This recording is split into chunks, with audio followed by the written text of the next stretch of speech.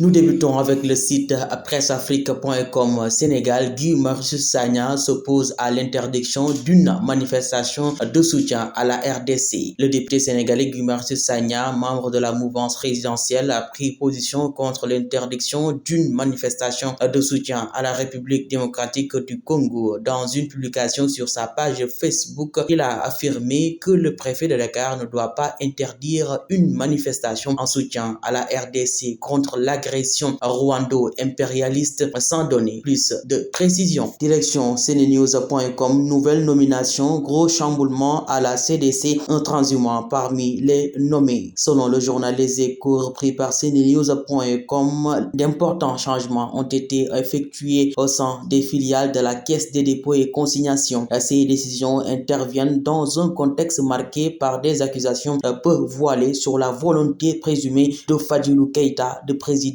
tous les conseils d'administration des filiales de la CDC. Marietou Djemi Dia à la tête du Synapsis, El Hadji Amadou Samba nommé DGA, Maïmouna Fall Abdou Diop nommé à la caisse des marchés publics, Ibrahima Traoré à CDC Habitat, Bouna Kanté DGA par intérim. Cependant, la nomination qui a suscité le plus d'étonnement est celle de Bouna Kanté nommé comme DGA par intérim. Ancien secrétaire général de la structure, il est connu pour un fervent soutien de l'ancien premier ministre Amadou Ba. Et puis Senego.com pour boucler ce tour d'horizon des actualités du web. Décès de 2 agents du ministère des Mines, la sentence est tombée contre le chauffeur du camion malien. Le tribunal de grande instance de Tambacounda a condamné le chauffeur du camion malien à une peine de 3 mois de prison ferme et au paiement de 500 000 francs CFA de dommages et intérêts, selon la radio Futur Média repris par Senego. Il était poursuivi pour avoir heurté un véhicule du ministère des Mines causant la mort de 2 de ses agents. Pour rappel, l'accident s'est produit dans la soirée du vendredi 17 janvier au niveau du village d'Aïnoumadi à la sortie de Goudiri, comme l'avait annoncé le site